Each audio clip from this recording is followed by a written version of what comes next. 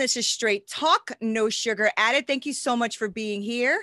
This show is created to discuss life topics, to challenge and transform your thinking.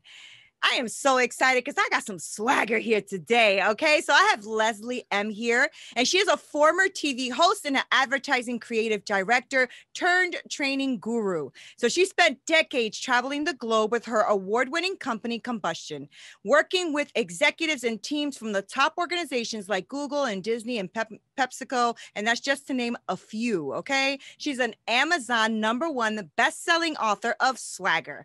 Unleash everything you are and become everything you want. Cannot wait to get my hands on this book. Leslie has been called better than therapy, a rock star, ass kicking, and a force of nature, and sometimes a witch. So we'll get into that too. And I am so happy you are here, Leslie. I have been following you on social media. You're like, I see you everywhere. I'm like always seeing your posts because you're super funny, you're witty, you're straight up. And so I was like, I gotta get Leslie on my show. So thank you for being here, Leslie. Oh, it's my absolute pleasure. This is so much fun already. Good. I hope so. I am actually, the way I like to start my show is I like I know I introduced you a little bit, but that's just a little bit of your resume. I want to know who Leslie is. So if you just let us know a little bit about you, and then we're just going to get into a really good conversation. Oh boy, how far back do you want me to go? You want me to go like way back, way back? All right. Well, I grew up in Montreal in Canada. I was a rebel from day one. I did not fit into any box. I was a free spirit, totally creative, super precocious, really bright, a big pain in the ass, untamable, uncontrollable. I started my first band when I was 16, and I was into the whole new wave punk era, fell in love with that kind of music, which actually led me to moving to the UK when I was 19 years old to pursue my career of being a singer. And I did that for many years in the UK. Cool. I moved to the UK, didn't know a person, packed my bags and said, I'm never coming back. And went to live my dream. And I worked in the music industry for many years, but my music partner also happened to be the head of acquisitions at a film company in the UK. I'd met him through an ad in the music papers, a guy looking for a singer, and we partnered up and did our thing. So over the countless hours of being in the studio and rehearsing and stuff, he would just give me scripts and say, have a read and tell me what you think. This made me fall in love with story and structure. I'd always been a writer. It had always been a passion of mine, a voracious writer and reader. And opportunities came up to work as a script analyst. So the job of a script analyst is to read scripts and write reports that film company executives can read to decide if they want to produce those scripts. So I started doing that, which led then to me being a script editor and a script doctor, which then led me to developing my own TV ideas. And I would write these proposals, and then I would get meetings with production companies to go and pitch the shows, because, hey, listen, if, I was a musician still at the time. So if I could, sell a show, I'd be like, yes, that's it. I made my day. Right. So on one of these occasions, I was in pitching my show idea. And whenever I do anything, I go large. You got to go big or go home. So I'm pitching my idea. I'm doing the whole dog and pony. And the guy who owns the production company said to me, you should be on camera. I was like, oh yeah, clearly you're a genius. Of course I should be on camera. And they actually hired me and gave me a talk show. Crazy. True story. Neat. True story. The problem was I wanted to be White Oprah and they wanted me to be Jerry Springer. So this was not, there was a big disconnect. It was not soulful. I didn't love it. I did a few episodes and then said, I want out. Please let me go. They were trying to sell me to Buena Vista in the States. I didn't want to live in the States. It was like a whole thing, right? Which is also a lesson that don't take every opportunity that comes your way just because it sounds good. If it doesn't feel right, you don't do it. I was not prepared to compromise my integrity or whatever. So, but then I figured, hey, somebody wanted me. Maybe other people will want me. I've got an agent now. It's all cool. And so I started to audition, and I ended up working on camera for a bunch of years, which I kind of liked. I didn't like the little mini fame sacrifice. That wasn't my jam, because people didn't know who I was. They kind of decided who I was based on the stuff that I was doing on TV. And I didn't love that. And I also didn't feel like I was able to make those truly authentic connections doing the work that I was doing. So after 17 years of living in the UK, I packed my bags and I moved back to Canada, to Toronto, and talked my way into an advertising agency. I ended up being a creative director in the ad business until I realized that my role was to be a leader. It was to grow my people and support them and nurture them and to bring out the best in them. And I could not do it from the inside. There was politics and stress and client issues and all of the demands. And I came home and I said to my husband one day, I feel like I'm a superhero who's using her powers for evil instead of good. There's, I'm not in my place of purpose. And I said, I think I'm going to quit my job and start a training company. And he said, Are you out of your mind? Leslie, you hate training and you're untrainable. I was like, right, exactly. Who better to start a training company than someone who hates training? Because I'll be the anti-training company. I'll create training experiences for people like me. So that's what I did. And that was 13 years ago. I started a training company. I knew nothing about training other than I understood people. Right. And I knew that I had a ton of transferable skills that I could roll into it. I knew a lot about the ad business. So I started there. I started training those people. And listen, 13 years later, it's a company that travels the world. We're award-winning. We've, we train Fortune 100 companies all over the world and stuff. And then there's the swagger moment, but I'll save that for later. So that's kind of takes me up. Good. Just before I wrote the book. Oh my gosh. Okay. So there's a lot going on here. First of all, I love your personality, right? Because I'm kind of like that too. I always was limited on how bold I can get because I had a child very young. I was like 15 when I had my son. Oh, wow, girl. Yeah, I was very young, but I wanted to be a good mom even though. So I finished high school and worked and did everything. But had that not been the trajectory, I know I would have done the same thing. Like I would have been gone, oh, I'm gone. Bye. See ya. Know, because I've always had that in me. So I love that you said, I'm going to start a band. And then you leave. Like, yeah, I'm going to go do that. Yeah. But you know what's cool is that you actually did it. Like you went over there and you really did pursue that. Now, you said you went over there with not knowing anybody or anything, right? Mm-hmm. So what was that first step like for you? Because it had to be kind of scary, right? To go into a whole different country, don't know anybody, So how were you just laser focused? How did you get that going? It was what I felt I needed to do. I listened to my heart and I said, the music that I love is in the UK. I want to change. I want an adventure. What's the worst thing that can happen? What's the worst thing that can happen? It doesn't work out. You come home. Like what, who cares? Right. So, I went, I stayed in a hostel for like a week while I looked for a flat. I ended up moving in with strangers in a flat. I went and found a job and then I looked in the music papers to try and find a music partner. And before I knew it, I had a world, I had a community, I had people, and I just did my thing. I think that people worry too much about the what if, and I go, well, what if not? Right. I mean, am I allowed to swear? Can I swear in this? Yeah. Bad shit's going to happen wherever you are. Good shit's going to happen wherever you are. Go have an adventure. Yep. Like this is not a rehearsal, this life that we get. Right. We get one go around the carousel. And the question is, what are we going to do with it? You can get it. You can have a do-over in the moment, but you don't get a do-over for life. Yeah. And I never wanted to live with regrets or with opportunities unexplored or not having the courage to say, ooh, what's that over there? Ooh, maybe I'll try that. I mean, so much of my life came as a result of me stepping boldly into my moment and then people handing me opportunities, which I went, oh yeah, I'll take it. Even if I didn't know anything about it, because we all start from a place of not knowing. We all start from a place of nothing. And I wasn't fooling anybody. The fake it till you make it thing does not work. We'll talk about that more after. Yeah. I never faked it. I went, oh, I don't know anything about being, a TV host. Sure. I'll learn. I mean, it was a steep learning curve, but it was fun because nobody expected me to be anything other than I was. And I wanted to be good. Don't get me wrong. There was a lot of sleepless nights about me wanting to be good. Right. But I didn't have to pretend, oh, yes, I have 12 years of experience and I know exactly what I'm doing. I was like, I have no idea. People, can you help me out here? Right.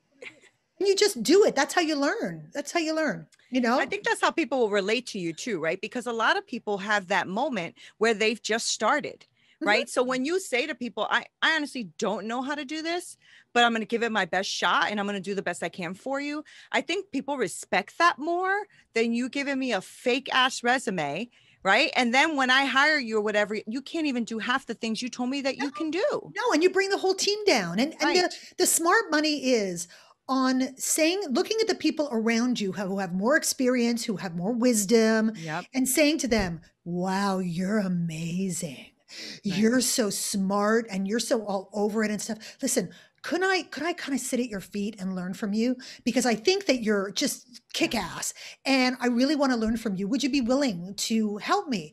Everybody says yes to that because they're like, hey, this person respects and values and Right. recognizes Right. what I got to bring. And everybody, that's one of the ways that we validate our own wisdom and experience is to teach other people and show other people. Right. So it makes us feel good to be asked.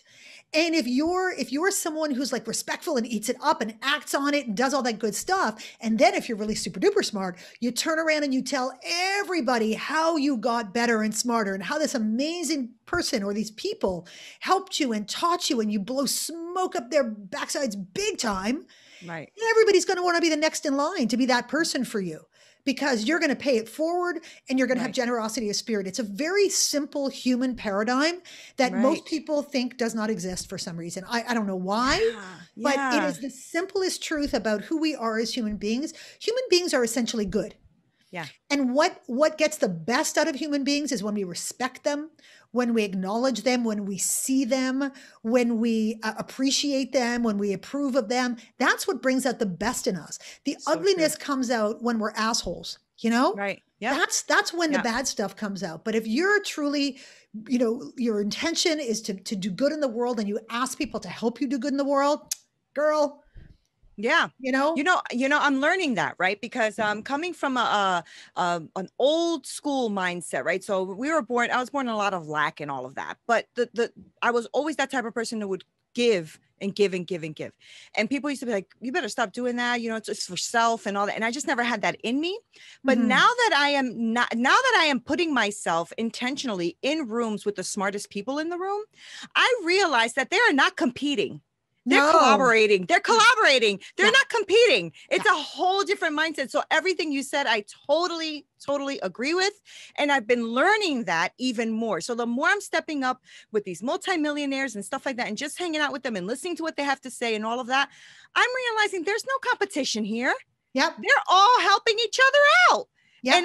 And exactly what you said, Leslie. Like if people would just get out of their stinking thinking, right? And get out of that poor and that poverty and lack mentality, they would realize exactly what you said. If you go up to someone who is maybe doing something you want to do or aspire to do, and you say to the person, "Is there any way you could teach me?" I'm telling you, 100% of the Mhm. time, they're gonna say, "Heck Yeah. yeah, Your heck job yeah, is to bring value to that yes, experience. You might not have money, you might not have, you right, know, whatever, but you got to bring something to the party. You got to offer right, some value in exchange. That's right, what people are looking for. It's the takers that we go, no, thank you. right, You don't get right, to come, you know, snack at my power buffet. right, That's not allowed, right? But if you come to me and say, hey, you know, like you came to me and said, hey, you want to be on the podcast? I'm like, oh my God, you're gonna offer me and Swagger a platform? Cool. That's a gift that you're giving me. Of course, I will give you my time in return. That's a fair exchange of value right there, you know? So right, we both bring our A game to the situation and then everybody benefits. Everybody who listens benefits. You know, it's right, right, I think also because I'm the same, I'm a giver. I like to take care of mhm, people. I like to be the one who's doing the giving. And I learned a really powerful lesson even recently when I was starting the process of marketing my book. And I was an advertising creative director. I'm an experienced marketer. So it wasn't that I felt out of my depth. And it was really bugging me. Like I was sleepless nights and all this stuff. And I was going, what is going on, Les? What's bugging you? What's bugging you? And I finally realized that it's because I knew that I was going to have to ask a lot of people for a lot of stuff, a lot of help. I was Mm-hmm. going to have to ask for endorsements. I was going to have to ask for reviews. I was going to have to ask for social sharing. I was going to really have to go cap in hand and say, hi, really smart, lovely people, friends that I've cultivated over years and who are powerful and amazing and that I respect so much. Hi, could you do something for me? And I was really uncomfortable with that. Right. But I get that. what I learned was, my friend Jeffrey Shaw, who's amazing, he wrote a book called The Self-Employed Life, and his book was coming out a week before mine. And we were talking about this, and he said, Leslie, do you not realize that you have been paying into the bank of goodwill for countless years? It's so And good. So good. you're asking for help. It's a chance for all of us to finally do something for you. And we want to do something for you. And now there's something tangible that's really going to help you. Of course, we're all going to step up. And as a result, I mean, So the encouraging. people who endorsed my book, the amount of support, why do you think you see me everywhere? Because I'm getting all of this love and support from all of these unselfish people who, believe me, have their own businesses, their own books, their own things to do, but they're choosing to give me a little piece of their platforms because I asked and because I earned Mm-hmm, it. I mm-hmm, earned mm-hmm, it, mm-hmm, you know? mm-hmm. Yes. And that's so important because what you're talking about is relationships, right? Yeah. Relationships. Yeah. And that's like something that I connect with too. I love people, right? And I love like authentic people. Like that just like drives me. I love authentic people. So I don't like pitchy people who are Yeah. pitching all the time. Like, Yeah. why are you pitching me? Yeah. I don't like Oh, that, you know? and believe me, the people who are more experienced in this world, they can smell bullshit from a mile away. And if Yeah. you're coming at them to try and take something from them, snack at that, have a little piece of sushi from the power buffet, they were like, I don't think so. Like the It's power not going to buffet. happen. It's not going to happen. So you have to come real. I mean, in this life, that is the answer to everything. It's like the Right. big answer that people, they resist accepting it. They Yeah. hear it all the time and they don't believe it's true. Mm-hmm, They mm-hmm. do not believe this is what drove me to write my book, because I'm working in Fortune 100 companies. I'm working in all countries, all cultures, all huge organizations and people at all levels, CEOs down to new entrants. And it did not matter the title, it did not matter the level of Mm-hmm. experience. People did not believe that they could be who they really were and still achieve the success that they were dreamed of. They dreamed of. Yeah. They didn't believe that who they were was good enough to Right. allow them to succeed. And so they're putting on this big cloak of bullshit, all of Right. this persona stuff. Their truth and their intention and their self belief is trapped deep inside of them. Mm. And they're stuck in all of these things. And when I recognized that this was true of just about everyone I encountered, I went, oh my God, I have to change this.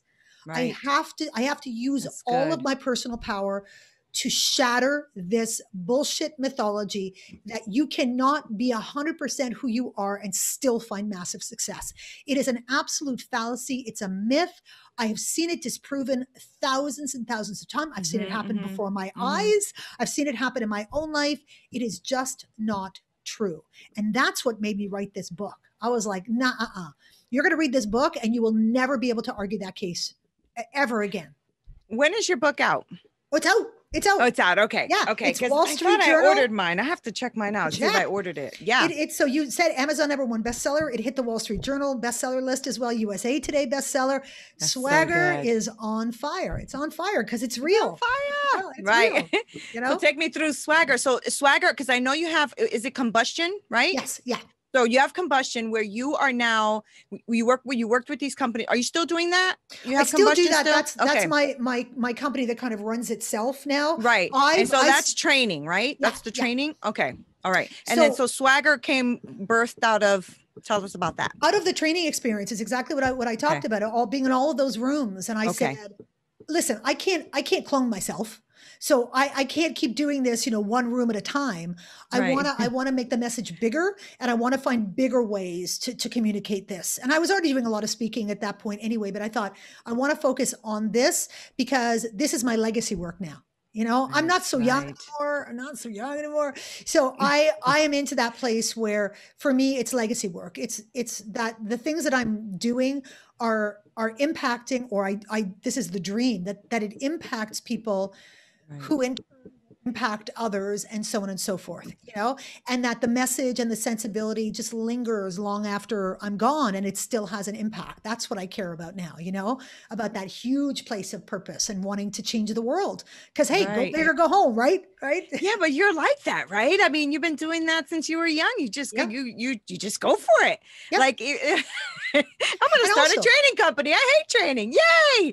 listen, Neena, one of the smartest things that my Awesome. mother ever taught me or did for me was that when we were little, my sister and I, and we used to talk about the dreams of, I want to be a singer, I want to be a movie star, I want to be this, I want to write a book, whatever it was. She would look at us and she'd say, well, why not you? Somebody's got to do that really cool thing. That's Why awesome. not? Why not you? And she would wait for an answer. My mother didn't play. She would wait for an answer. And if we gave her some bullshit answer as to, well, I don't think I'm pretty enough or I'm smart enough, she would say, but let me tell you, girl. And she would tell me why that was absolute bullshit. And as a result, my sister also is incredibly successful. She was the first female video jock on Much Music, which is Canada's MTV. So cool. And she was on camera for 15 years. And then she started this media empire after that. So we both just we were all in, right? So that's the message you gotta tell yourself. Question you gotta ask yourself is, well, why not me? So I love that. I absolutely love that. You're like inspiring me right now. I'm about to go to 50 things after this interview. So tell me about why call it swagger. So when you hear the word swagger, you automatically think of this show-offy, peacocky, arrogant, in your face, kind of bloated bullshit confidence, right? That's what you hear. I've redefined the word. I've taken it back from that negative. And my definition of swagger is the ability to manifest who you really are and hold on to it in the face of all of that psychological crap that's going to come for it, regardless of the situation or environment. So it means you know who you are. You've got one face, one truth, one heart, and you show up with it no matter who you're with or where you are or what's going on around you. And you are unshakable. You're like, you do you, boo. I'm going to do me. That is badass. Awesome. That's the most badass. Right. And swagger manifests completely differently for each individual. It doesn't mean that you've got that, external thing going on. Right. Swagger can be really quiet and internal and centered. It can be introverted. It can be goofy. It can be serious. It can be, super powerful. It's whatever you really are, but it means you're tapping into all of your stuff. You're not compartmentalizing. You're not disintegrated. You're not choosing from the things that you think are good, but other people don't think are good about you. All of you comes into play. And as a result, you are so powerful because I tell you, one of the things that I've learned to be true is so much of the stuff that we don't accept about ourselves is really where our power lives. It's really the stuff that is the most fabulous, the most powerful, the most, fueled, because it's the stuff that is different about us that we don't want to accept. And it's that differentiator that is the most powerful stuff. That's so good. Leslie. Ooh, you're on fire, girlfriend. That just, that makes me think of, things I'm helping some of my clients with, which is that imposter identity, right? Yeah. Same thing. Like they have this thing, like I could see it, right? So when I'm talking to them, I'm like, oh, that right there, and they're just like, oh, but I don't know. I'm like, no, that, yeah, that's it. And what you said, just confirm that, because you're right. I think most of us struggle with that. I wonder what that is. I wonder if it's, something that's, have you tried to tap into why most of us feel that way against that gift that we have? Well, we are conditioned as human beings to fit into the tribe. It's very primal for us. We want to be accepted. That's why community is so important to us, and family, and that whole tribal nature of what it means to be human. And our brains were developed at a time when, if we didn't get assimilated into the tribe, we could be left behind. We could be eaten. We could be thrown out of the cave, So acceptance is such a driver for us. And it's the way that we validate that we're important and that we're safe. Whenever we choose not to assimilate, our brain tells us that there's such risk going on. What if people don't accept you? What if they don't like you? What if you don't get this job? Gosh, What yeah, if you, that's you, you good. won't be part of this community? What if, what if, what if? And because of the way the brain is programmed, it has a better safe than sorry default system. So it will say to you, it's better to not take risks just in case Just in the case. risks don't go well. Mhm, That's mhm. what it does to us. But that is not, it's not real. It's old conditioning. It was Right, designed to stop us right. from getting eaten by tigers. It's not about the corporate world. It's not It's about, true. stepping out into the unknown now. It's not the same. And So so, true. so the way that we gain validation is external. And the way that we get external validation is through acceptance. That's why social media is so poisonous, because it Mhm, taps into mhm. that very primal thing in us, is to be accepted. How many likes, how much people love me, and do Yeah. they accept me? And we want that so badly that we will sublimate anything that we think might not be to other That's people's so good. liking. It's so And good. so we Yeah. vanilla ourselves up, and not even real vanilla, because that's cool. I'm talking about Right. like artificial vanilla. We just bland ourselves out just in case somebody might not Yeah. accept us. And you know what happens as a result? When you try to be everybody, you're for no one, Yep. and you cannot find your tribe. You Right. cannot find Oh, the it's people so and the good. audience. You Yes. can't do it, right? So And the thing good. is, we cannot be for everybody, and we shouldn't. Listen, as long as there are people in the world who like a double mocha choca frappuccino with a steamed this and a sprinkle of cayenne pepper, well, I'm good to go. I'm good. And it's not going to be everybody. But Right. the people who like it, they really, really, really like it. Right. Really like Right. it. Right. I, And you you know, know, that's so good, Leslie. Oh my gosh, you got me on fire over here. Okay. Because I'm like listening to everything you're saying, and it's so true, right? So I think that social media is true. It's done two things. It's either become poisonous to you, mhm. or it has actually helped you find your tribe. Yes. Because when you're part of a family, that does make you like feel like the black sheep, right? It Yeah. kind of like Me too. you kind of don't feel like you always fit in. You always feel like they always think, oh, you just think you're better than us, or you just think you're this, and then you start to artificially vanilla yourself down, right? Yeah. But then when you start to like step into yourself, maybe because I'm like in my late 40s, I'm like, fuck this, I'm doing it, Yeah. Yeah. excuse Yeah. my language, but that's what Yeah. I'm doing, right? So when I'm doing that, I'm realizing that now I'm finding the true people that Yeah. really get me. Yeah. Do you find that as well? Oh, totally. Totally. I mean, I know that I'm not for everyone, and I'm so Right. comfortable with that. That's totally fine. But Yeah. the thing that happens if is the messages that you got when you were younger about who you are, you can either carry that as a burden, or you Yeah. can take that and turn that into your strength. Mhm. When I was little, I was always told that I was too much.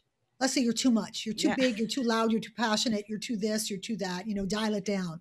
And my answer, like yours, was fuck that. I'm not Right. doing it. It's not going to happen, right?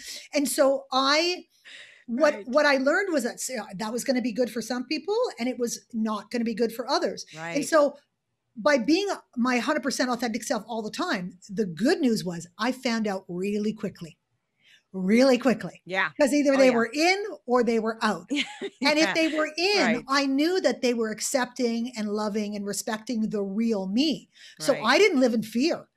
I didn't live in That's fear of being good. found That's out. I good. didn't live in fear of having to behave certain ways to be accepted. I was like, oh, no, tell me straight up. If you don't like this, I'm not changing for you, just Right. so you know. So either you're on board on the Leslie train, or you're Right. not. Because I got to tell myself that I'm the big prize. Like Right. if you get to be my friend, you're lucky, because I'm Right. awesome. I'm a Right. Right. great friend. I'm super loyal. I'll do anything for you. I'll cut a bitch if I have to. Right. I'll hold your head while you barf. I'll do. So funny. Me too. Yes. Yeah. But if you are judging me, or if you are trying to change me, or whatever, you don't get all that good jelly. You don't get Yeah. it. So it's like I don't. I You know what I mean? love it. You're full of swagger, girl. Oh You are yeah. full of it. I love it. Oh, I so connect with you right now. I love all of what you said, and it's so true. And I realized, like I said, I'm in my late 40s, but maybe it's about a good 15 20 years ago that I really just said, F this, I can't do this, right? Mhm. Because when you're struggling with like depression and anxiety and all of that, it's because you're not walking in who Yes. you really are, Yes, right? girlfriend. Yes, yes, yes, yes. Yeah. You talk to people who have come out of that dark place Mm-hmm. and you ask them about what they learned from it, and they'll tell you exactly what you and I just said. I Mm-hmm. learned that I can't be for everybody, that I've got to stop trying to live everybody else's life and live my own, Yeah. that I can't please people, all that I'm not being true to myself. I'm not being in my place of purpose. I don't love myself. I don't accept myself, all of that stuff. That's what you find on the So other good. side of that. Yeah. So it's like, what are you waiting for? Right. You know, you're going I to get there mean, eventually. You're going to get there yeah. eventually, or you're going to die. Or You you're know gonna what I die. mean? You're going to Or you're die, already dead. or You're you're already dead dead and you're already inside. dead. Yeah, Exactly. yeah, I already said that, fear is going to kill you before you die, yeah, so yeah. just Either you're going to live. hate on yourself to the point where you have no Yep. life, or you literally have no life, Right. or you're not going to learn how to be alive. You know, as I Right. said before, this is not a rehearsal. This is Right. you only I get know. one That stuck go. to me. I know. It's And let me true. tell you, nobody else will tell me how I'm going to live my life. This is Right. my life. Right. You So know, good.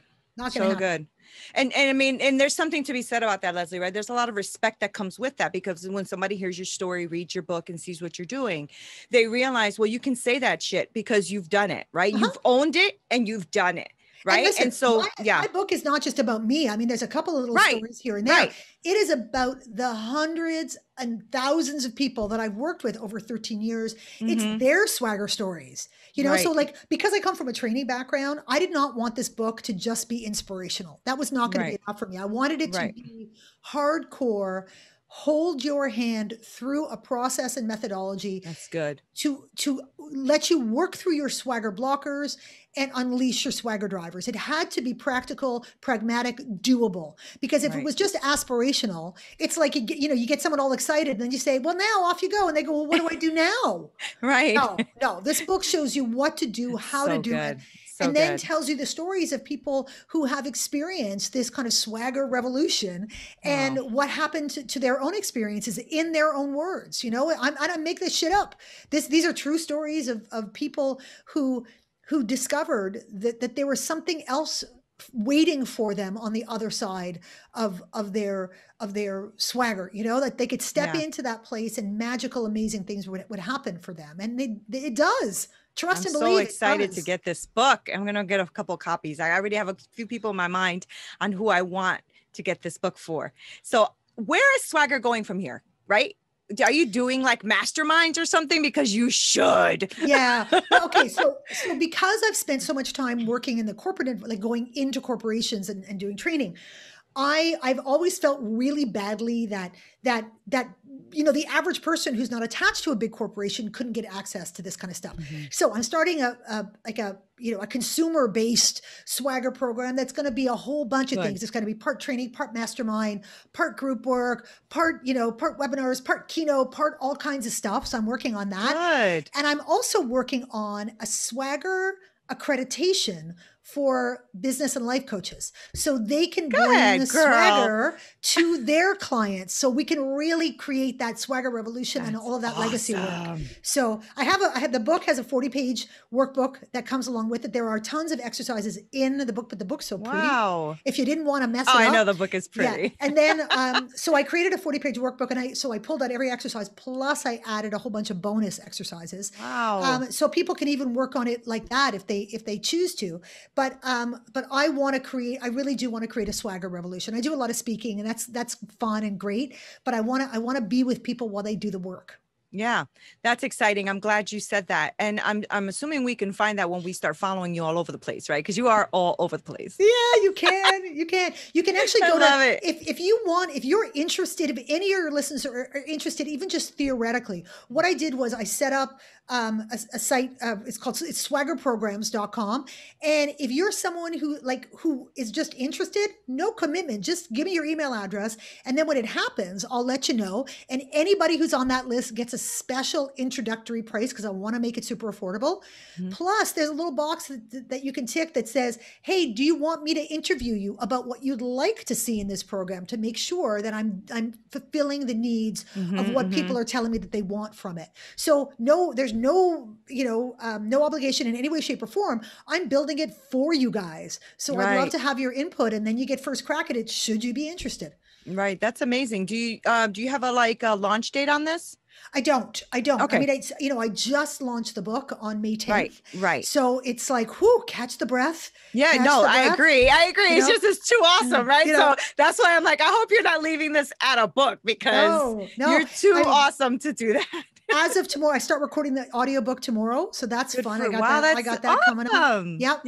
Yeah. So that's going to happen too. So it's like, I've got these are big, juicy Yeah, projects, yeah, you want to yeah. do it right. And then Yes. I'll go large with it and, take over the world. That's Right. the next, that's the next thing. Are you in Canada still? I am in Canada. Oh, you are? Okay, Yeah. great. Yeah. Yeah, I've been meeting so many amazing people in Canada. This is why I love like all these Zoom meetings and the way that I can do this podcast and YouTube channel now, because I get to meet people like you and you're like on the other side and we can still meet. I know it's amazing, right? It Yeah, really is. It really is. It's The world opened up has a gotten, world. yeah, it's gotten really, the world's gotten really small in a really Yeah. interesting way this past year. Yeah.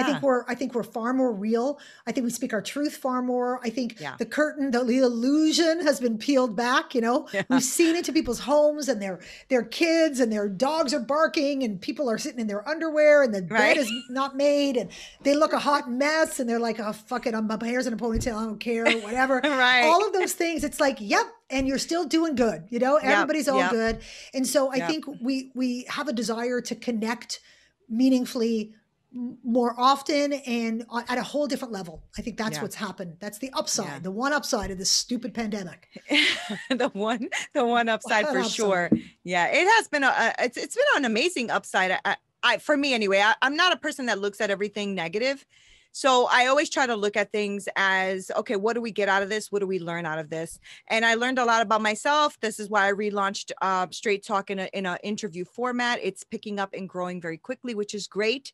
And I'm building community, and I'm connecting with people like you. And I'm just constantly, and I love actually supporting people. Like that's really like a driver for me, right? So when I see you and I met you and I saw Swagger and I'm like following you all the time. So I think you're just awesome. I think you're awesome. Your energy, your videos are hilarious, so I have to follow you. You got like this is another thing I've learned in this life is it's important to take what you do really seriously, but you cannot take yourself that seriously. Right. Like I was when I found out that I'd made all of these amazing book lists, like Wall Street Journal and USA Today, shut up, Amazon #1, shut up. So what did I do to celebrate? I got into the bath and I made a video. I don't know if you saw the video from my bathtub where I was like, so what do you do to celebrate? I don't know. You get in the bath and I'm splashing around in the bath and like, okay. That's what I'm doing. It's Swagger. It's all good, because you